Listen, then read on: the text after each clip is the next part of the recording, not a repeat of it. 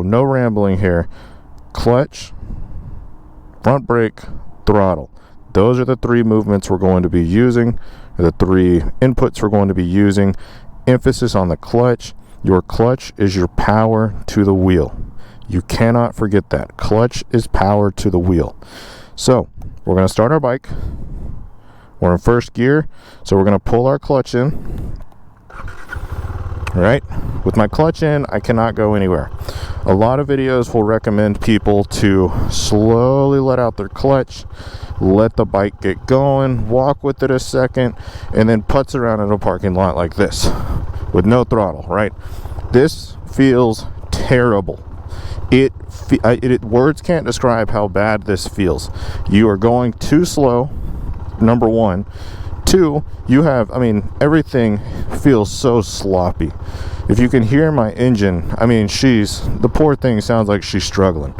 Bikes were not meant to be ridden like this. I don't know why people think this is a good way to tell a beginner to ride. And I know the reasoning behind it is the less inputs the better, but I genuinely think that's wrong when it comes to understanding clutch, throttle, front brake. I think those three need to be thought of kind of in tandem, or else you're going to be in a parking lot doing this. You're going to feel super unstable. You're going to have no confidence the second you add in a throttle, because from here you add in throttle, the bike jumps, right? So we're going from putzing around, and I'll even just try to use a little baby amount of throttle. It picks up, and it picks up faster than you were going to be comfortable when you're new. So understanding the clutch is very, very important. So what I believe is a way better beginner way to go about things is we got set up, right?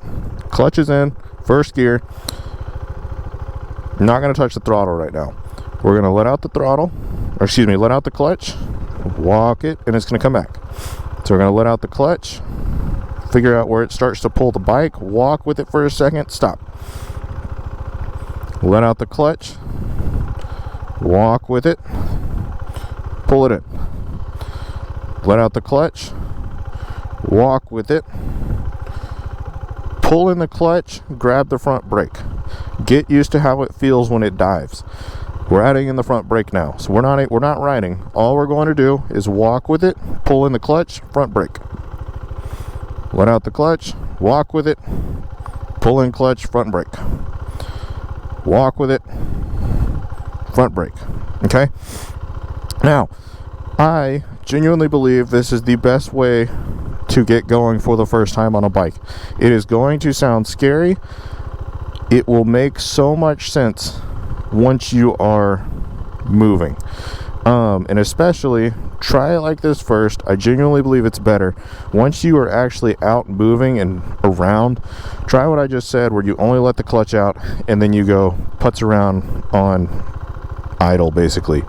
And you'll understand where my point of view is coming from. But I believe we sit, so we're going to go, on this bike, we're going to go to about 4 to 5k RPM. And we're going to hold the throttle there. We're going to hold that dead steady. All right. Reason for this: a bike vibrates really bad compared to a car. It's not comparable at all. So this, even though this is a small beginner bike, it feels terrifying if you've never felt it before. Everyone, the first time they sit on a bike and they go like this, thinks that they are going to die. It's just, you can't avoid it, in my opinion. So you need to be comfortable with feeling that vibrate. You need to be comfortable with hearing that noise. If you're not comfortable with that, you're going to be too scared. Now, the second problem that comes with the other way that people will teach a beginner how to ride is they'll say, let out the clutch and increase the throttle at the same time.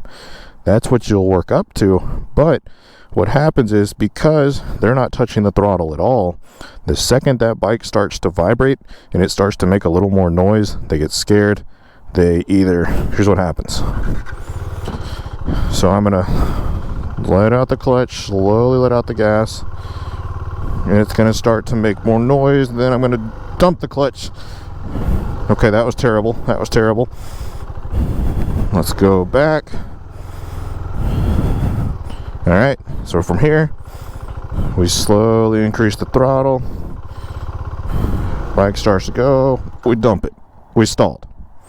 That's what happens, and that's probably the biggest cause of stalling, honestly.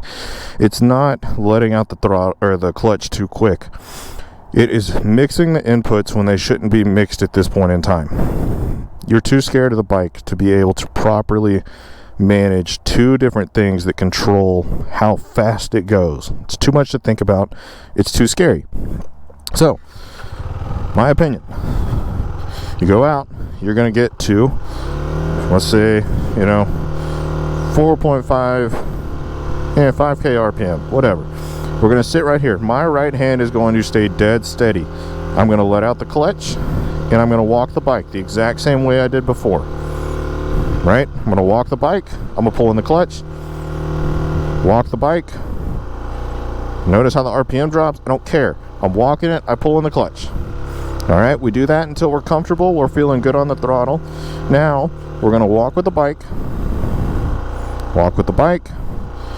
Pull in the clutch, let go of the throttle, grab the front brake. Right? This needs to be an understood motion. As you're going to go forward with it, grab front brake. Off throttle, front brake. Off throttle, front brake. So, go back to our maintenance throttle here. Let out, walk, walk, walk, walk, walk, walk, walk, walk, walk. Pull in clutch, let off throttle, front brake. Right? It doesn't need to be smooth. You can do it in order, right? So pull in, excuse me. Let me circle over here real quick to show this. So we're gonna just start right here. So we're gonna be throttle, let out, walk, walk, walk, walk, walk, walk, walk, walk, pull in clutch, stays in, let go throttle, grab front brake. And what you should get in the habit of, what I didn't do there, is when you let off the throttle, you're going to grab the front brake. You roll onto it. So what it'll look like, right? We're walking it, we're walking it, we're walking it, pull in clutch, let go of throttle, front brake. It's really hard to do with how I have so little throttle right now. Hold on, let's see. Let's do it like this. So we walk, walk, walk, walk, walk, pull in clutch, let go of throttle, grab front brake. So now to actually get going for the first time, so no feet on the ground. We're going to start with both our feet on the ground, because of this, no matter what anyone tells you, when you are brand new, you're going to feel more confident with both your feet on the ground. Nothing wrong with it, in my opinion. So what we're going to do, same thing. Actually, let me show an example real quick. The reason I say maintenance throttle, you're getting the vibration, you're getting the feedback from the bike. Let's say, I'll hold it close to 10K, right? Notice I can still walk the bike, right? It all has to do with my clutch, not my throttle. Look at my speed, right? It's all your clutch that is controlling how fast your wheel is going right now. So, we're gonna go back, 5K RPM. We're gonna slowly let out the clutch, slowly let out the clutch. At no point are we gonna dump the clutch. We're just gonna keep walking it, keep walking it, keep walking it. We're tiptoeing, and still letting it go. We're moving. All right, now we are moving. Notice my throttle hand has not changed. I am still going. My bike is running 10 times smoother. I'm going 12 miles per hour. I'm not going fast enough to hurt anything, really. Yet my bike is 3,000 times more stable than it was at 6 miles per hour at idle. So, no, what do? We're going to putz around in the parking lot. We're just going to go for circles. Don't think too hard right now. Just play around in the parking lot. There is a lot of dirt here, so you're going to see some slides. So try to find a better parking lot than this, but just go for circles. Just putz around. There is nothing to be ashamed of, nor scared of, with just going in circles. This is something that I think people should spend way more time doing rather than going straight into slow speed stuff, which is what MSF does. Just go around a parking lot, spend hours, who cares, and just get comfortable feeling the bike move, feeling what the handlebars do when it turns. Don't fight the inputs, and just putz around. So we'll come back, and then actually we're going to come to a stop. So again, clutch in, throttle out, front brake. Yeet. Rough landing there, but that is what you need to think of. Front brake for now.